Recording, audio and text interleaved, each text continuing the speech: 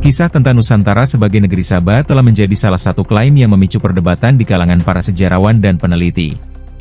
Seiring berjalannya waktu, klaim ini semakin mendapat perhatian dari berbagai pihak yang tertarik dengan sejarah dan asal-usul Nusantara. Klaim ini menghubungkan Nusantara dengan negeri Sabah yang disebut dalam berbagai catatan kuno dan naskah sejarah. Salah satu faktor yang memicu klaim Nusantara sebagai negeri Sabah adalah adanya toponim di wilayah Nusantara yang dianggap identik dengan nama Sabah atau Sabah. Contoh-contoh toponim ini antara lain Wonosobo di Jawa Tengah dan Sabah di Malaysia. Klaim ini mengasumsikan bahwa adanya kesamaan nama ini menunjukkan adanya koneksi sejarah antara Nusantara dan negeri Sabah. Walaupun klaim ini sepertinya cukup lemah, namun kita akan menggali lebih dalam dengan melihat bukti-bukti sejarah, catatan perjalanan, serta kajian bahasa yang dapat membantu kita memahami apakah ada dasar yang kuat untuk klaim ini ataukah sekadar kisah spekulatif.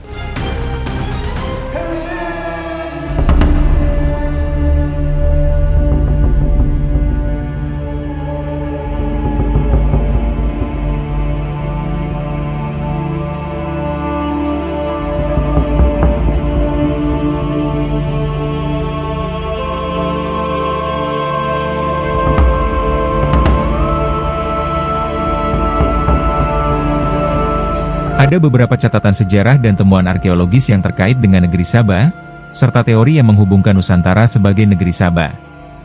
Yang pertama, catatan Kebranagast yang berasal dari abad ke-14 menjadi salah satu sumber penting yang menjelaskan kisah Ratu Sheba, atau Ratu Makeda dari Ethiopia, dan Raja Salomo. Catatan ini merincikan bagaimana Ratu Sheba mengunjungi Raja Salomo dan membawa tabut perjanjian ke Ethiopia bersama Menelik I. David Alan Hubbard dalam tulisannya, The Literary Source of the Kebranagast, telah menjelaskan kisah ini dengan detail. Catatan ini merujuk pada Ethiopia sebagai lokasi negeri Sabah.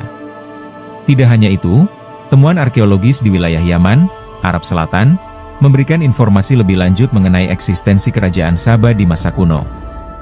Menurut Israel Finkelstein dan Neil Asher Silberman dalam buku David and Solomon, In Search of the Bible Sacred Kings and the Roots of the Western Tradition, negeri Sabah terletak di Arabia Selatan.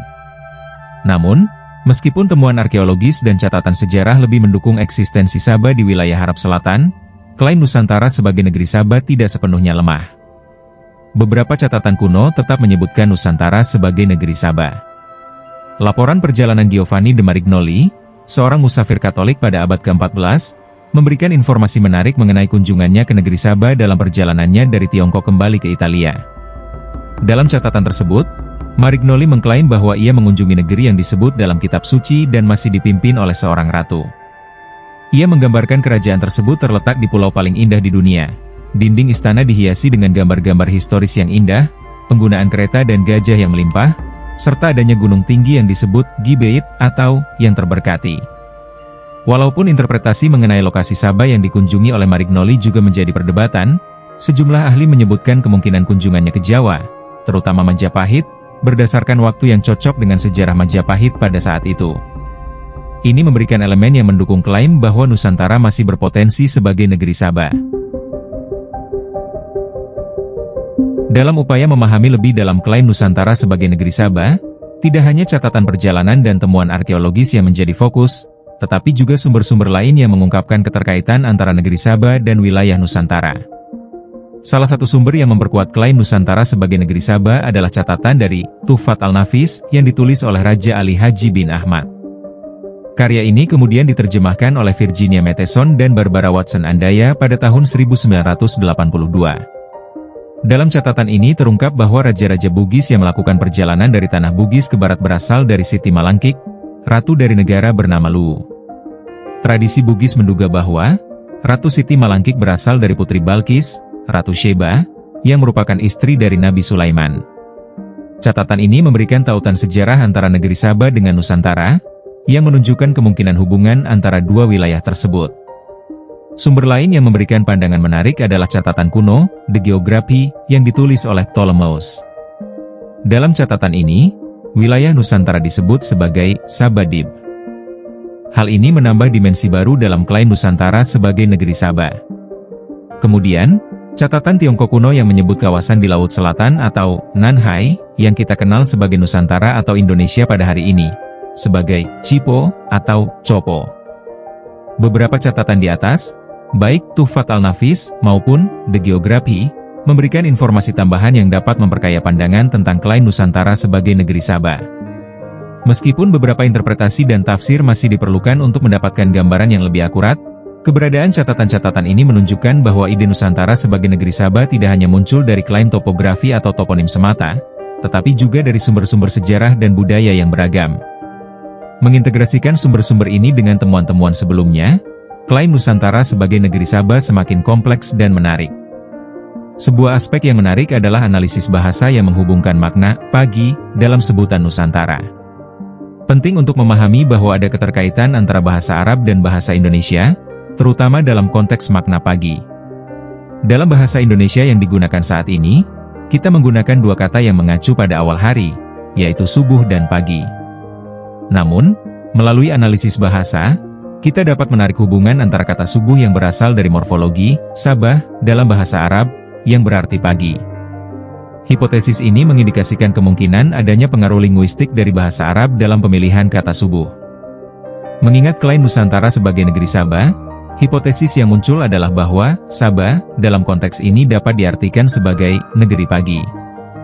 Pendekatan ini berusaha untuk memberikan makna yang lebih kontekstual dan mencerminkan ciri geografis dan budaya Nusantara. Dengan melihat bahwa Nusantara terletak di wilayah timur dan merupakan tempat matahari terbit pertama di Indonesia, interpretasi negeri pagi memiliki daya tarik sebagai identitas kuno Nusantara. Untuk menguatkan hipotesis ini, kita dapat melihat beberapa contoh toponim atau etnonim di wilayah Nusantara yang juga memiliki makna pagi. Di wilayah timur Nusantara, khususnya di Sulawesi, terdapat beberapa toponim yang mencerminkan makna pagi seperti Mori dan variasi bentuknya seperti Boni dan Poni. Selain itu, ada juga contoh seperti Woli dan Moni yang dapat diartikan sebagai orang pagi dalam bahasa daerah setempat.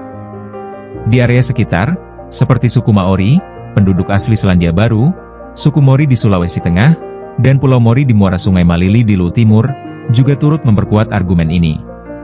Bukti-bukti toponim dengan makna pagi ini juga memiliki implikasi dalam budaya dan simbolisasi Nusantara. Contohnya, motif ukiran pada rumah-rumah di Toraja yang menggambarkan figur ayam jantan dan matahari mengindikasikan pentingnya simbolisasi pagi dalam budaya lokal. Selain itu, praktik penghormatan terhadap matahari terbit seperti yang dilakukan di Bali dan sebutan Suryanti Tiange, matahari saya, menunjukkan pengaruh makna pagi dalam kehidupan sehari-hari masyarakat. Di samping simbolisasi visual, bahasa juga memiliki peran penting dalam mengungkap makna budaya. Di Sulawesi Selatan, kita menemukan nama kota Makale yang memiliki arti pagi. Nama ini bukan sekadar identifikasi geografis, tetapi mencerminkan gagasan tentang awal hari, kecerahan, dan harapan baru. Keberadaan nama Makale sebagai ibu kota Kabupaten Tanah Toraja menciptakan ikatan budaya dengan makna pagi sebagai unsur yang melekat dalam identitas wilayah tersebut. Dalam konteks ini, simbolisasi pagi dalam budaya Toraja dan sebutan Makale sebagai nama kota memiliki keterkaitan dengan klaim bahwa Nusantara adalah negeri Sabah. Simbol pagi tidak hanya sekadar representasi visual atau kata-kata, tetapi mencerminkan nilai-nilai budaya yang mendalam dan kaya.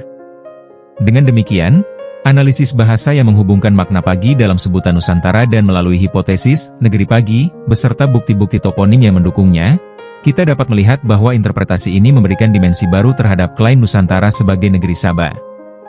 Yang jelas, bangsa Nusantara adalah bangsa pagi yang dalam sejarahnya telah merangkai cerita-cerita keberanian dan kebijaksanaan, seperti sinar mentari yang membangunkan dunia. Pemahaman filosofi yang mendasari spirit peradaban manusia selama ribuan tahun juga telah terekam dalam catatan himne tertua Veda, yakni pada himne 1115 Rig Veda. Dalam himne ini, konsep penghormatan khusus terhadap matahari terbit dipaparkan dengan simbolisme yang mencerminkan penghilangan kegelapan, pemberian pengetahuan, kebaikan, dan kehidupan. Filosofi ini melintasi batas waktu dan budaya, menerangi peradaban manusia selama beribu-ribu tahun, termasuk dalam pemaknaan identitas dan sejarah Nusantara. Mari kita sambut matahari dengan semangat yang sama, menerangi setiap langkah kita dalam menjaga warisan budaya dan merayakan identitas yang bersinar terang seperti pagi yang mengusir kegelapan.